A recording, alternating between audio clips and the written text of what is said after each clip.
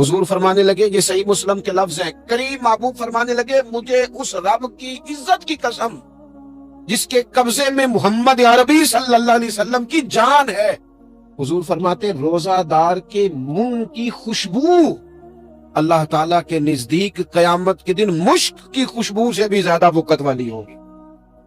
اس کے منہ سے جو خوشبو آتی ہے قیامت میں مشک پیچھے رہ جائے گا، اور رب کی بارگاہ صرف روزہ دار کے منہ سے، اگر تیرے منہ کی خوشبو رب کو اتنی پسند ہے تو تجھے بھی تو اپنے منصب کا خیال ہونا تھا کہ میں نے روزہ رکھا ہوا ہے، میں روزہ دار ہوں۔ اللہ کے حبیب علیہ السلام نے فرمایا روزہ رکھ، اس کی مثل دوسرا کوئی عمل نہیں۔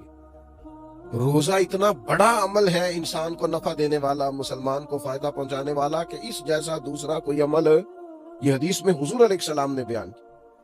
اب روزہ اتنی بڑی سعادت اور کرنا کیا ہے؟ اللہ کے حکم سے کھانا پینا، جس وقت اس نے کھانے سے روک دیا اس وقت رک جانا ہے، جس وقت اجازت دی ہے اس وقت کھا لینا ہے، لیکن نفع اتنا ہوگا کہ حضور فرماتے ہیں اس جیسا دوسرا عمل ہی کوئی نہیں، اتنا فائدہ مند کام ہے۔ حضور فرماتے ہیں سارا سال جنت سجائی جاتی ہے، کس لیے؟ حضور فرماتے ہیں رمضان المبارک کے لیے سارا سال جنت سجا دی جاتی ہے، اس کو تیار کیا جاتا ہے رمضان کی سعادت افروز گھڑیوں کے لیے، ان مقدس ایام کے لیے جو لے کر رمضان سایہ فگن ہوتا ہے، اس کے لیے پورا سال جنت کو سجایا جاتا ہے، تزئین و آرائش کی جاتی ہے، اور رمضان آتا ہے تو کریم کے کریمانہ فیصلے ہونے شروع ہو جاتے ہیں۔ کریمانہ فیصلے، ایک کریمانہ فیصلہ ہوتا ہے کہ دوزخ کے دروازے بند کر دو اور جنت کے سارے ہی دروازے کھول دو، اس کو راستہ کیا گیا ہے۔ پھر آپ کو پتہ ہے ایک انوکھی بات بھی آپ سے کرنی ہے، قانون نافذ کرنے والے اداروں کو نا مجرموں کا پتہ ہوتا ہے، ان کو پتہ ہوتا ہے کس کسی جگہ کچھ فسادی لوگ ہیں، وہ دیکھتے ہیں نا ملک میں کوئی خاص مہمان آ رہا ہے جو ملک کے لیے فائدہ مند ہے، اور وطن کے لوگ اور وطن کو اس سے فائدہ ہوگا، استفادہ کریں گے لوگ اس کے آنے سے، وہ کیا کرتے ہیں ان فسادیوں کو پہلے بند کر دیتے ہیں، کہتے ہیں ایسا نہ ہو کہ یہ آ کے کوئی خرابی کرے، وہ منع کر دیتے ہیں۔ تو یاد رکھ لیں، سمجھ لیں، حضور فرماتے ہیں شیطان کو بھی قید کر دیا جاتا ہے۔ رمضان آنے والا ہے تو اللہ شیطان کو قید کر دیتا ہے، جھکڑ دیتا ہے۔ فرمایا رمضان آ رہا ہے اور میرے بندوں نے اپنی بخشش کرانی ہے، انہوں نے میری عبادت کرنی ہے، انہوں نے روزے رکھنے ہیں، انہوں نے آ کر کے اللہ کے حضور معافیاں مانگنی ہے، اور رمضان کی ہر رات میں 70,000 یا بلا مثال و بلا تشبیہ اللہ جانے کتنے بے حساب لوگوں کی رب نے بخشش کرنی ہے۔ تو یہ شیطان بڑا مکار ہے، یہ کھلا ہوا دشمن ہے، کوئی خرابی نہ کر دے لہذا پہلے اسے باندھ دو، خرابی نہ کرے کسی قسم کی اسے باندھ دیا جاتا ہے۔ مہمان بھی آ گیا، خرابی کرنے والا بھی باندھ دیا، لیکن اگر فائدہ لینے والے پھر بھی فائدہ نہ لے تو پھر ان سے کہا جائے گا کہ تمہارے پاس اب کوئی بہانہ بچا نہیں ہے، اب تمہارے پاس کوئی کسی قسم کا عذر باقی نہیں ہے۔ اب تو یہ تھا کہ تمہیں بخشش کرانا چاہیے تھی، استغفار پڑھنا چاہیے تھی، دعائیں کرنا چاہیے تھی، قرآن مجید کی تلاوت کو کثرت سے کرنا چاہیے تھا، لیکن چونکہ اب تم یہ بھی نہیں کہہ سکتے کہ مجھے شیطان نے گمراہ کر دیا، وہ تو باندھ دیا گیا ہے، اب تو فسادی کو ویسے ہی کنٹرول کر دیا گیا۔ اب بھی تم اگر سوئے رہے، اب بھی اگر تم نے غفلت کی، اب بھی چھوٹے موٹے بہانے کر کے تراویحاں چھوڑتے رہے، اب بھی ذرا سی سستیاں کر کے ادھر ادھر نکلتے رہے، اس کا مطلب یہ ہے کہ پھر تم استفادہ کر سکے، تم نے سستی کا مظاہرہ کیا، تم نے جان، اور اب دیکھیں جب اتنے بندوبست کیے تمہارے لیے، ثواب بھی بڑھا دیا، اجر بھی بڑھا دیا، تمہارے لیے جو فساد پیدا کرنے والا شیطان تھا وہ بھی قید، لیکن اگر تم پھر بھی عمل نہ کرو، پھر بھی مسجد نہ ہو، تو پھر حدیث پاک سن لیں اس طرز کی، شاید یہ منفرد حدیث ہے کتب حدیث، اور تقریباً تمام کتب حدیث میں موجود ہے۔ حضور علیہ السلام نے نا صحابہ سے فرمایا سارے مسجد میں جمع ہو جاؤ میرے ممبر کے پاس، لوگ جمع ہو گئے، تو اللہ کے حبیب علیہ السلام نے ایک قدم ممبر کی سیڑھی پہ رکھا، فرمایا آمین، پھر دوسری سیڑھی پہ قدم رکھا تو فرمایا آمین، پھر تیسری پہ قدم رکھا تو فرمایا آمین۔ تو صحابہ کو بڑا تجسس ہوا، انہوں نے بعد میں عرض کی یا رسول اللہ صلی اللہ تعالیٰ علیہ وسلم کرم فرمائے، بندہ نوازی کریں، ہماری رعایت کر دیں، یہ کیا معاملہ تھا؟ تو حضور فرمانے لگے میرے پاس حضرت جبریل امین حاضر ہوئے، یہ رحمت للعالمین نبی کی بات سنا رہا ہوں، حضور کریم ہے، کریم فرماتے ہیں کہ حضرت جبریل آئے اور میں نے ابھی ممبر کی پہلی سیڑھی پر قدم رکھا تھا تو انہوں نے عرض کی یا رسول اللہ صلی اللہ تعالی علیہ وسلم ہلاک ہو جائے وہ شخص جو آپ کا نام سنے اور آپ پر درود و سلام نہ پڑھے. تو میں نے کہا آمین. پھر حضرت جبریل عرض گزار ہوئے یا رسول اللہ صلی اللہ تعالی علیہ وسلم وہ ہلاک ہو جائے جس نے بڑھاپے میں والدین کو پایا اور ان کی خدمت کر کے بخشش نہ حاصل کر سکا. میں نے کہا آمین. اور کریم فرمانے لگے پھر حضرت جبریل نے عرض کی یا رسول اللہ ہلاک ہو جائے وہ شخص جس کو زندگی میں رمضان ملا، جس کو اس ماہ نور و سرور شہر رمضان الذی انزل فیہ القرآن، رمضان کا وہ مہینہ جس میں ہم نے قرآن نازل کیا، جس کو ماہ مبارک، ماہ نور و سرور، ماہ طیب، ماہ مبارک رمضان ملا، پھر وہ اپنی بخشش نہ کرا سکا، وہ ہلاک ہو جائے. تو حضور فرماتے میں نے بھی کہا آمین. اللہ تعالی ہم سب کو محفوظ فرمائے. میں عرض کر چکا ہوں کہ جب ثواب بھی بڑھا دیا گیا اور جب طاقت بھی بڑھا دی گئی عبادت کی اور جب برکتیں بھی زیادہ ہو گئیں، نعمتیں بھی زیادہ ہو گئیں، رکاوٹ ڈالنے والا، رخنہ ڈالنے والا شیطان بھی قید کر دیا گیا، تو اب بھی کوئی شخص اگر توجہ ہی نہ کرے، رجوع ہی نہ کرے، تو پھر اس کے لیے یہ حکم آیا کہ وہ ہلاک ہو جائے، پھر وہ برباد ہو جائے. جب اتنی سعادتیں موجود ہیں، اتنے بندوبست کیے گئے ہیں، جنت کو سجایا گیا ہے، رمضان شریف میں 2-4 کام ضرور کرنے. ایک تو روزہ رکھنا ہے. کچھ ہمارے پنجابی بہانے بھی ہیں، پنجابی بہانے، میں جی مزدوری کرنی ہوندی ہے نا، پھر روزہ تو نہیں نہ رکھ ہوندا. اللہ نے نہیں سی پتا کہ مزدوری کرنی ہے. تو اللہ نے کیوں فرض کیا روزہ؟ ہلکے سے لوگ بیمار ہوتے ہیں، بالکل معمولی سے، کوئی ایسا عذر نہیں، روزہ چھوڑ دیتے.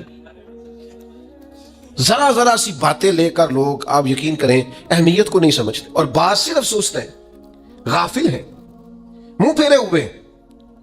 اگر یہ ایک حدیث سمجھ میں آ جائے نا، ترغیب و ترہیب میں اور دیگر کتب حدیث میں بھی موجود ہے، حضور نے فرمایا جس نے رمضان کا ایک روزہ چھوڑ دیا، زندگی بھر بھی روزے رکھے، وہ فضیلت نہیں پا سکتا جو رمضان کا روزہ سے فضیلت اسے ملنی.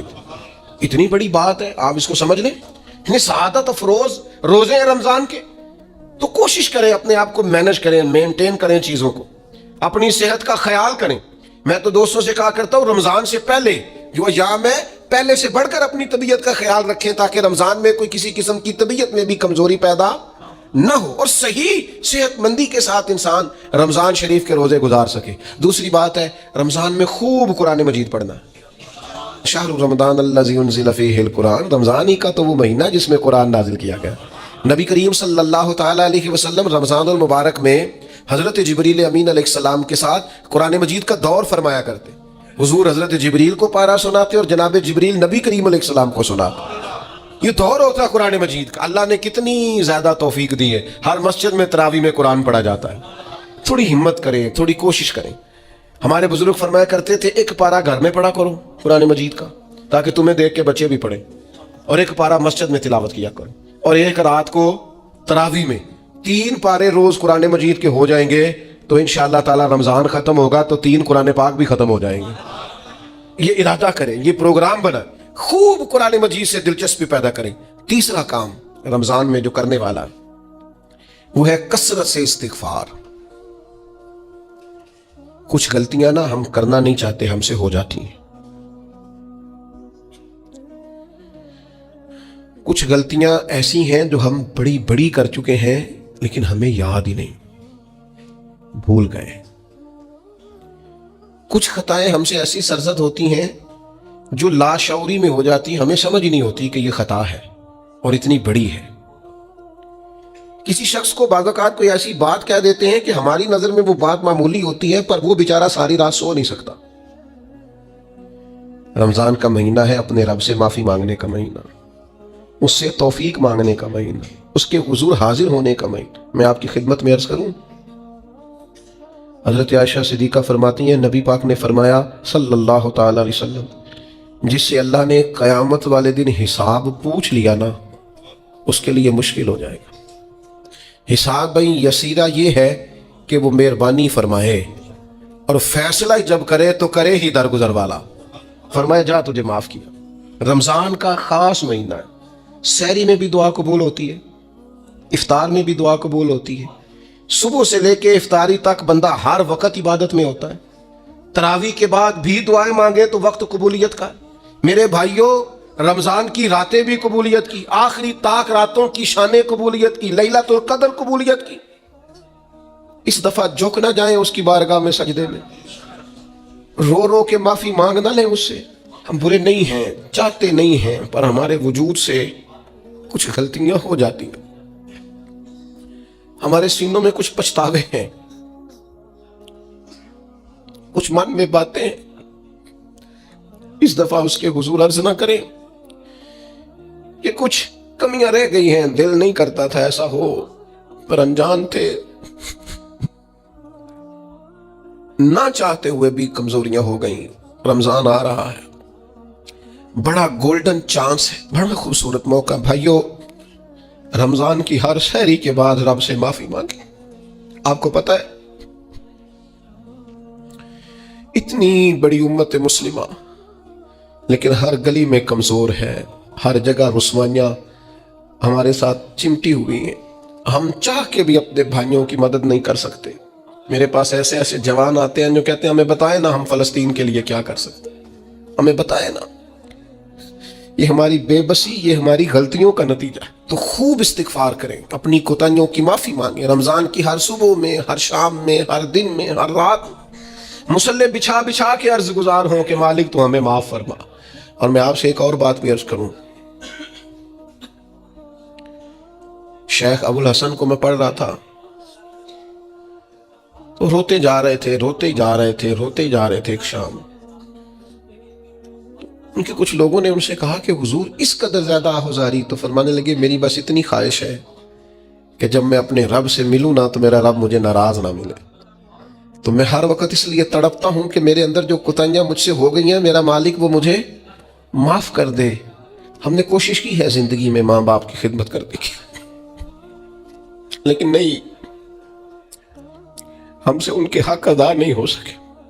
کوشش کی ہے بہن بھائیوں پر توجہ دینے کی، لیکن حق ادا نہیں ہو سکے. چاہیے تھا اولاد کی تربیت بڑی شاندار کرتے، لیکن سہولتیں کچھ زیادہ دے بیٹھے، لاڈ پیار کچھ زیادہ کر سکے، ان کی تربیت کا بھی صحیح حق ادا. اللہ نے عزتیں زیادہ دی تھی، جواب میں ہماری خدمتیں تھوڑی ہیں. ہم اپنے رب کی بارگاہ کی حاضریوں کے بھی حق ادا نہیں کر سکے. اس نے ہمیں نوازا زیادہ ہے، ہمارا شکر کم ہے. ہم اس کا حق ادا کرنے کا کام یہ ہے میرے بھائیوں کہ رمضان میں خوب استغفار کریں. ہم سے جو کمیاں رہ گئی ہیں اس پورے ماہ مبارک میں، اپنے مالک سے عرض کریں کہ مالک اس ماہ مبارک میں جنہیں تو معاف کرنے والا ہے ان میں ہمارے بھی نام شامل فرما، ہمارے بھی نام شامل فرما. اور بھی عرض کرنی ہے، ان کے لیے بھی دعائیں کرنی ہے رمضان میں جو ہم سے بچھڑ گئے، جو مٹی تلے جا کے آرام فرما ہو گئے. یہ رمضان المبارک چونکہ بخشش مانگنے کا مہینہ ہے، اللہ کے حضور معافی مانگے ان کے لیے بھی، ہمارے اپنوں کے لیے، ماں باپ کے لیے، عزیز و اقربا کے لیے، کہ اللہ کریم ان کی قبروں کو بھی ٹھنڈا کرے، ان کے حال پہ بھی رحمت کی نظر کرے، ان کے لیے بھی مالک آسانیاں کرے. خوب دعائیں مانگے رمضان میں، خوب دعا. اور جو محتاج ہیں، جو تنگ دست ہیں، جو غریب ہیں، جن کو زمانہ گزر گیا ہے، دوستوں کو، احباب کو، مخیر حضرات کو متوجہ کرتے ہوئے وہ بھی تھوڑی توجہ کریں. اس سال رمضان کے ماہ مبارک میں دنیا داروں کو چھوڑ کے رب کی طرف متوجہ نہ ہو، اس کریم کی بارگاہ میں اپنی ساری تکلیفیں بیان نہ کریں. بیمار بھی آئیں، مقروض بھی آئیں، تنگ دست بھی آئیں، بے اولاد بھی آئیں، کمزور بھی آئیں، سارے جھکیں، روزہ رکھ کے، تراویح پڑھ کے، قرآن پڑھ کے، اپنے سارے دکھ اپنے مالک کے حضور بیان کر کے اس ماہ مبارک کی ہر رات میں اس سے بخشش کا سوال کریں، رحمت کا سوال کریں، کرم کا سوال کریں. وہ بڑا ہی کریم ہے. حضور فرماتے ہیں، رب کہتا ہے مجھے حیا آتی ہے میرا بندہ ہاتھ اٹھائے اور میں اس کے ہاتھ خالی واپس کر دوں، بس آنے کی دیر ہے. اور ایک مقام پہ اللہ کے حبیب علیہ السلام نے فرمایا بندہ جب اعتراف گناہ کر کے معافی مانگتا ہے اللہ فوراً ہی اسے معاف فرما دیا کرتا. چوتھا کام جو اس ماہ مبارک میں بہت زیادہ کرنا ہے وہ یہ ہے کہ حضور نے فرمایا یہ صبر کا مہینہ ہے، صبر بہت کرنا ہے. ایک تو صبر ہوتا ہے نا مصیبت پہ صبر، ایک خواہشات پر بھی صبر ہوتا ہے کہ خواہشیں پیدا ہو رہی ہیں پر صبر کرنا ہے اللہ کی رضا کے لیے، یہ بھی صبر. نیکی پر استقامت کے لیے بھی صبر کی ضرورت ہوتی ہے. गुनाह छोड़ने के लिए भी सब्र की जरूरत होती है। आपके पास मौके मौजूद है माज़अल्लाह बुराई के, लेकिन अगर आप सब्र करते हैं, अल्लाह की रज़ा पे राजी रहते हैं, तो ये भी सब्र है। नबी पाक अलैहिस्सलाम ने रोज़ादार को सब्र करने का कहा। फरमाया तो तुमने कोई बेहुदा बात नहीं करनी, कोई गालम गलोच नहीं करनी, और अगर कोई तुमसे लड़ाई झगड़ा करे, कोई बेहुदा बात करे, तो तुमने क्या कहना, इन्नी साइमुन मर्रतैन, तुमने 2 मरतबा कहना है भाई मैं तो रोज़ादार हूं। कोई झगड़ा करना चाहे, लड़ाई करना चाहे, बुरा भला कहे, कोई उलझाना चाहे, तो कहना इन्नी साइमुन, मैं रोज़ादार हूं। ये वजीफा याद करेंगे, क्या कहना है, ये वजीफा है पूरे रमजान का। ये बुखारी में हुजूर ने बताया है। कोई झगड़ा करे घर के बाहर भी और घर के अंदर भी, कोई झगड़ा करने लगे, झगड़ा होने लगे, तो कहना इन्नी साइमुन, मैं, और एक दफा नहीं कहना, मर्रतैन, हुजूर ने फरमाया 2 दफा कहना, मैं रोजादार हूं, मैं कोई झगड़ा नहीं करूंगा, कोई फसाद नहीं करूंगा, किसी बेहुदा बात का जवाब नहीं दूंगा। क्यों? इसलिए कि मेरी एक शान है, मैं रोजादार हूं, मैं इस वक्त एक मनसब पर फायज हूं, मैं रोजादार हूं। ये वजीफा पकाना है हर बेहुदा बात से, हर जगह। और हुजूर अलैहिस्सलाम ने फरमाया, ये भी बुखारी में मौजूद है, फरमाया जिसने झूठ बोलना और उस पर अमल करना नहीं छोड़ा, अल्लाह को उसके भूखा प्यासा रहने की कोई हाजत नहीं है। झूठ ही नहीं छोड़ा इसने, अभी भी झूठ बोल रहा है, रोजा रख के भी झूठ पर अमल कर रहा है, अल्लाह ताला को इसके भूखा प्यासा रहने की कोई हाजत नहीं है। तो रोजा रखना है, फिर उसकी थोड़ी सी हिफाजत भी करनी। फिर आगे चलिए, 5वीं गुजारिश, नबी पाक ने फरमाया रमजान गम खारी का महीना है। आपको पता है जो बंदा रोजा ना रख सके किसी खास मजबूरी की वजह से, बीमारी की वजह से, किसी उज़र की वजह से, तो कुरान मजीद ने क्या कहा, वो एक मिस्कीन को खाना खिलाए। रोजे का फिदिया ये है कि फिर वो क्या करे, रोजा नहीं रख सकता तो मिस्कीन की खिदमत करे। शरई हुक्म यह है कि किसी ने अगर रोजा तोड़ दिया रमजान का, तो 60 रोजे रखे कफारे में, 60 नहीं रख सकता तो फिर 60 मिस्कीनों को खाना खिलाए। तो बार बार रोजे में मिस्कीन का जिक्र आ रहा है। नबी करीम सल्लल्लाहु ताला अलैहि वसल्लम ने इरशाद फरमाया, जिस शख्स ने किसी रोजादार को इफ्तारी कराई, तो अल्लाह तबारक व तआला इफ्तारी कराने वाले की बख्शिश भी फरमा देगा, और फरमाया जितना अजर रोजा रखने वाले को मिलेगा, इतना ही अजर अल्लाह इफ्तार कराने वाले को भी अता फरमाएगा। ये बात याद रख लें कि नबी पाक अलैहिस्सलाम ने फरमाया, जिसने ईमान और एहतसाब की नीयत के साथ रमजान में क़याम किया, अल्लाह उसके पिछले सारे गुनाहों को माफ फरमा देगा। और एक मकाम पर नबी पाक सल्लल्लाहु ताला अलैहि वसल्लम ने बयान किया, ये मिशकात में मौजूद है, हुजूर फरमाते हैं रमजान और कुरान दोनों क़यामत के दिन बंदे की शफाअत करेंगे। रमजान कहेगा, या अल्लाह मैंने इसे दिन भर खाना खाने से बात रखा और तेरी बारगाह के हुक्म के मुताबिक इसने अपने आप को इन चीज़ों से बचा के रखा। और कुरान कहेगा, मालिक रात मैंने इसे नींद से रोके रखा। क्या मतलब, इसने खड़े होकर इबादत की। अगरचे इससे मुराद शारहीन हदीस ने तरावी भी लिया है, तहज्जुद की नमाज भी लिया है, सलातुल लैल भी ली है, लेकिन मेरे अजीज ये खास रब्त है कुरान मजीद के साथ तरावी का। मसनून है रमजान की रातों में कुरान मजीद और तरावी का पढ़ना। अगर थोड़ी सी ना तबीयत में सिर्फ तब्दीली पैदा की जाए, मैंने देखा है कि जो लोग कहते हैं ना मेरा वक्त बड़ा कीमती है, बड़ी सारी जगहों पे आपको बैठना पड़ता है, बैठे आप 2 घंटे बैठे हैं, 3 घंटे बैठे। मैंने देखा है लोग जाते हैं किसी दफ्तर में तो रात को ही चले जाते हैं, उस इलाके में खड़े हैं, पासपोर्ट के दफ्तर खड़े हैं, शनाख्ती कार्ड के दफ्तर खड़े हैं, इमिग्रेशन की लाइनों में खड़े।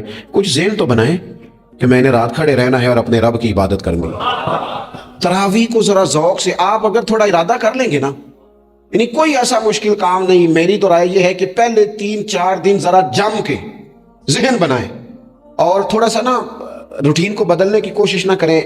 जिस इमाम साहब के पीछे तरावी शुरू करें, कोशिश करें सारी वहीं पढ़ें। रूटीन बदलने से भी सुस्ती आती है, एक दिन यहाँ गए, 2 दिन वहां गए, तो ये रूटीन बदलने से भी बाज़ों का सुस्ती आती है।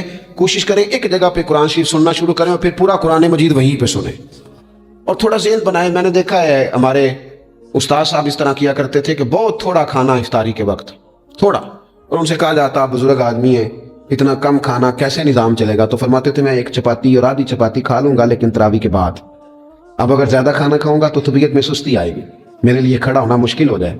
सादा सा खाने के साथ इफ्तारी की जाएगी और तरावी के लिए अपने आप को ज़हनी, कहाँ टाइम मिलता है सारा साल कुरान पढ़ने सुनने का, ये तो अल्लाह ने मौका अता फरमाया है। तो थोड़ा सा अगर दिलचस्पी पैदा की जाए, बड़ा बड़ा सोना कुरान मजीद पढ़ा जाता है मसाजिद में, बच्चे बड़ी बड़ी खूबसूरती से, तो अल्लाह का शुक्र है जगह जगह पे। और मसाजिद के अलावा भी मैंने देखा है हमसे लोग मुतालबा करते हैं कि हमारी फैक्ट्री में रात को भी काम होता है, इतने सारे वर्कर हैं तो बच्चा कोई मिल जाए कुरान शरीफ सुनाए, फलानी जगह भी इतने लोग हैं तो अगर मौका मिल जाए। तो अगर थोड़ा ज़हन बनाया जाए, शौक पैदा किया जाए तो अल्लाह ताला फजल फरमाता है, इंसान को ताकत मिलती है खड़े रहने की। एक तो तरावी, रोजा, तरावी, और तीसरी बात है सहर और इफ्तार। ये जो सहरी और इफ्तार, यहूदी जो थे ना वो सहरी नहीं करते थे, सहरी का नामो निशान नहीं था, रोजा रखते सहरी नहीं करते। तो नबी पाक सल्लल्लाहु ताला अलैहि वसल्लम ने फरमाया हमारे और यहूदियों के दरमियान फ़र्क ही सहरी का है। और नबी पाक सल्लल्लाहु ताला अलैहि वसल्लम ने फरमाया सहरी खाया करो, सहरी खाने में बरकत है। और अगली बात सुननी आपने तो खुश हो जाना है, सहरी को मामूली ना समझे, सहरी करना इबादत है। हाँ हाँ, आप मत समझे कि मैं रोटी खा रहा हूँ, ये तो मेरे सामने दही रखा हुआ है, ये तो सालन रखा हुआ है, ये तो अचार रखा है, तो चपातियां रखी हैं। सहरी खाना इबादत है। आप सुबह उठे, आपकी तो रूटीन ही और थी, तो 7 बजे खाते थे, 9 बजे खाते थे। ये जो आप सुबह खा रहे हैं उठ के सहरी में, अपनी मर्जी से थोड़ी खा रहे हैं, ये तो किसी के कहने से खा रहे हैं, ये तो किसी के बिठाए बैठे हैं। ये जो सहरी का लंगर है ये रब रसूल की रहमत के साथ अता होता है, ये करम है, ये अल्लाह रसूल के बिठाए बैठे। क्या मेरे रसूल पाक सल्लल्लाहु ताला अलैहि वसल्लम ने बात खोली है, तरगीब व तरहीब में हदीस है। अल्लाह करे ये कभी चस्का लग जाए, ये वाला मजा आ जाए, तो फिर तो घर में दस्तरखान नहीं बिछा हुआ होगा, फिर तो रंग ही कोई और होगा। हुजूर फरमाते अल्लाह ताला और उसके फरिश्ते सहरी खाने वालों पर रहमतों का नुज़ूल फरमाते हैं। खाली रोटी जा रही है, पका हुआ खाना है, लेकिन हुजूर फरमाते हैं रब भी रहमतें फरमा रहा है और अल्लाह के हुक्म से फरिश्ते भी रहमतों का नुज़ूल कर रहे हैं सहरी खाने वालों पर। तो खूब तवज्जो से, ज़ौक़ से, शौक से। और फिर जो इफ्तार का मामला है, हुजूर फरमाते हैं जब रोज़ा खोलने वाला रोज़ा खोलता है तो जो दुआ मांगता है रब कबूल फरमा लेता है। यानी इफ्तार का वक्त ऐसा टाइम है जो दुआओं की कबूलियत का वक्त है। इफ्तार करना भी है, कराना भी है। महंगाई ज़रा उरूज पे चली गई है, मैं बार बार कहता हूँ। मुझसे ना लोग दुआ के लिए मुझे कहते कहते अपने कई दुख बता देते हैं। थोड़ा सा ना इफ्तारियां मेहरबानी फरमाइएगा, सियासी ना कीजिएगा। वो जिनसे माल लेते हैं, वो जिनको माल देते हैं, वो जिनसे वोट लेने हैं, वो जिन्होंने वोट लेने हैं, इस बुनियाद पर सहर इफ्तार के बंदोबस्त ना करें रज़ाए इलाही के लिए। मेरे महबूब फरमाते जिसने रब की रज़ा के लिए किसी को इफ्तार कराया, जितना सवाब अल्लाह रोज़ा रखने वाले को देगा उतना इफ्तार कराने वाले को भी अता करे। और एक हदीस तो आप पढ़ेंगे तो झूम जाएंगे, सुनेंगे तो खुश हो जाएंगे। अल मुजमुल कबीर में मौजूद है, नबी पाक अलैहिस्सलाम फरमाते हैं जिसने हलाल खाने और हलाल पानी से किसी का रोज़ा इफ्तार कराया ना, ज़रा देखना गरीबों के घरों को झांकना, ज़रा अपने अजीज़ों में एक नज़र दौड़ा लेना, ज़रा रमज़ान की नीयत करके रमज़ान से पहले ही गुरबा तक राशन पहुंचा देना, उनकी फिक्र दूर हो जाए। वो पहली शाम ही अपने बच्चों के साथ आसूदा हाल होके बैठे, देख लेना ये ना हो कि एक भाई खोल के खा रहा हो और दूसरे के बच्चे मुंतजिर हों कि आज सहर इफ्तार में क्या करना है। अपने गली मोहल्ले में देख लेना, हम उस रसूल के मानने वाले हैं जिन्होंने फरमाया मैं उसे मोमिन ही नहीं जानता जो पेट भर के खाए और उसका हमसाया भूखा रह जाए। थोड़ा सा अपने इर्द गिर्द नजर डाल लेना। अल मुजमुल कबीर में हदीस मौजूद है, अल्लाह के प्यारे रसूल सल्लल्लाहु ताला अलैहि वसल्लम ने फरमाया जिसने हलाल पानी से, हलाल रोटी से किसी का रोजा इफ्तार कराया तो फरमाया फरिश्ते उस बंदे के लिए रमजान के दिनों में, रमजान की घड़ियों में दुआ करते हैं और जनाबे जिब्रील अमीन उसके लिए शब कदर की रात दुआ करते हैं। हज़रत जिब्रील शब कदर में दुआ करेंगे, खास रात, या अल्लाह इस बंदे पर फजल फरमा, इसने तो गरीब आदमी को इफ्तार करा। ये एक इबादत है, इस इबादत का ख्याल करें। फिर इतिकाफ आएगा, रमजान के आखिरी 10 दिनों का इतिकाफ। इस्लाम में रहमानियत नहीं है, लेकिन कभी कभी सब से कट के अपने रब के साथ जुड़ जाना। कुछ रात की इबादतें, कुछ तन्हाई के अज़कार, कुछ दुरूद व सलाम का ज़ौक़, ये इन सारी खूबसूरतियों में से एक खूबसूरती इतिकाफ भी है। अल्लाह के प्यारे रसूल अलैहिस्सलातु वस्सलाम हमेशा इतिकाफ करते। और हज़रत अता बिन रिबा रज़ी अल्लाह तआला अन्हु कैसी खूबसूरत बात इरशाद फरमाते हैं, मोतकिफ तो उस आदमी की तरह है जैसे किसी बंदे को किसी के साथ कोई काम पड़ जाए ना तो वो जाके उसके दरवाजे पर बैठ जाता है कि जब तक मेरा काम होगा नहीं मैं जाऊंगा नहीं। फरमाते हैं ये इतिकाफ वाला भी आके रब करीम के घर बैठ गया है कि जब तक तू माफ नहीं करेगा मैं जाऊंगा नहीं, जब तक तू बख्शिश नहीं करेगा मैं इस दरवाजे से हटूंगा नहीं। हजरत इब्ने अब्बास रदी अल्लाह ताला अन्हु नबी पाक अलैहिस्सलाम के रोज़ा अनवर की तरफ इशारा करके कहा करते थे ज्यादा देर नहीं हुई, इशारा करके कहते थे ज्यादा देर नहीं हुई, इस रोज़ा मुबारक में आराम फरमा। रसूल रहमत अलैहिस्सलाम से मैंने अपने कानों से सुना है, और जब ये बात इरशाद फरमाते थे तो रोते भी थे। फरमाते हैं मैंने खुद नबी पाक अलैहिस्सलाम से सुना है कि जो शख्स अल्लाह ताला की रिज़ा के लिए एक दिन का भी एतिकाफ करेगा ना, अल्लाह तबारक व तआला उसके और जहन्नुम के दरमियान 3 खंदकों की आड़ बना देगा। और फरमाया उनकी मुसाफत ज़मीनों आसमान से भी ज़्यादा होगी। ये 3 खंदकें इतनी बड़ी जिनकी चौड़ाई ज़मीन आसमान से भी ज़्यादा होगी, एक दिन इतिकाफ कर ले तो अल्लाह उस बंदे को दोज़ख से इतना दूर फरमा देगा।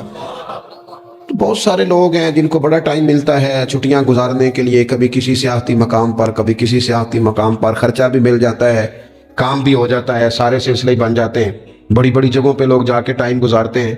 तो ऐसा ना हो कि 10 दिन अल्लाह के घर में भी गुजारे जाएं।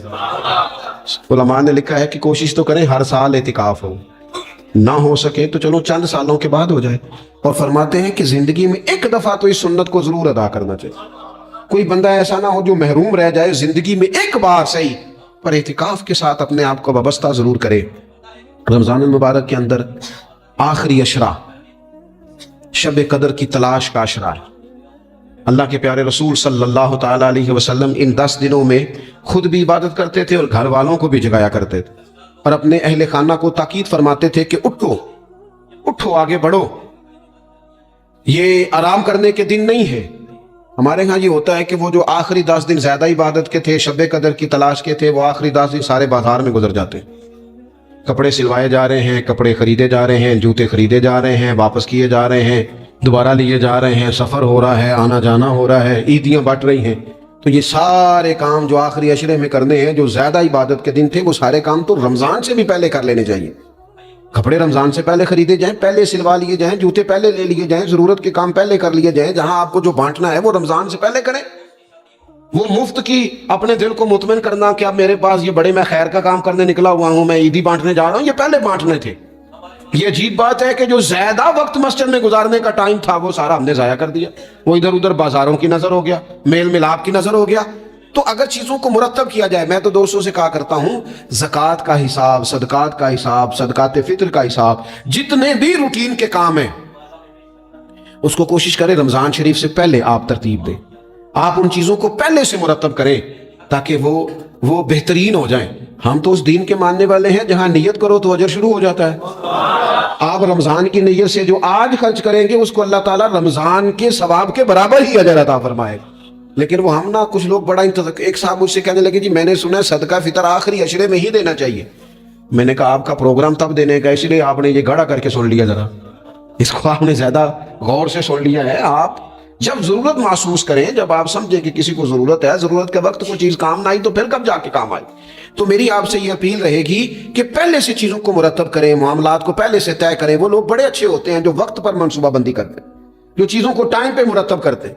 वो टाइम जो हमारा बिल्कुल अल्लाह की बारगाह में हाजिरी का है, इबादत का है, अगर वो सारा गाड़ियों की नजर हो जाएगा, असफार की नजर हो जाएगा, तो हमने हासिल क्या किया। एक बात आखिर में बड़े दर्द के साथ आपकी खिदमत में अर्ज करनी है, हर साल कहता हूं, इस साल भी कहूंगा, जाती अखराजात को कुछ कम किया जाए। जाती अखराजात ना कुछ लोगों के बहुत ज्यादा हैं, उनके अपने लिबास के, कपड़ों के, और वो अखराज मैंने पिछले जुमे भी कहा था, इस्लाम ज़िबाइश की इजाजत देता है, नुमाइश की इजाजत नहीं देता। नुमाइश वाले काम अगर थोड़े छोड़ दिए जाएं कुछ भी नहीं होता। मैं तो शायद अगर मैं सैकड़ों कह दूं तो गलत नहीं होगा, लेकिन 20 तो लोग ऐसे जरूर होंगे कि जो ईद सारी सो के गुजारते हैं, सारा दिन सोए रहते हैं। पता नहीं वो इतने महंगे महंगे कपड़े किस लिए खरीदते हैं। ईद की नमाज बड़ी सो गए, और भाई आपका फोन बंद था जी, मैं सो रहा था जी। तो भाई वो जो आपने 1.5 महीना दर्जी के पास आना जाना लगाया, वो किस मकसद का? रात कोई पहनना तो वो पुराना जोड़ा पहन लेते। ऐसी मुसीबत क्या बनी हुई? इतने महंगे कपड़े खरीदे, इतना महंगा जूता लिया, और दिन सारा सो के गुजार दिया। जाती अखराजात कम करें।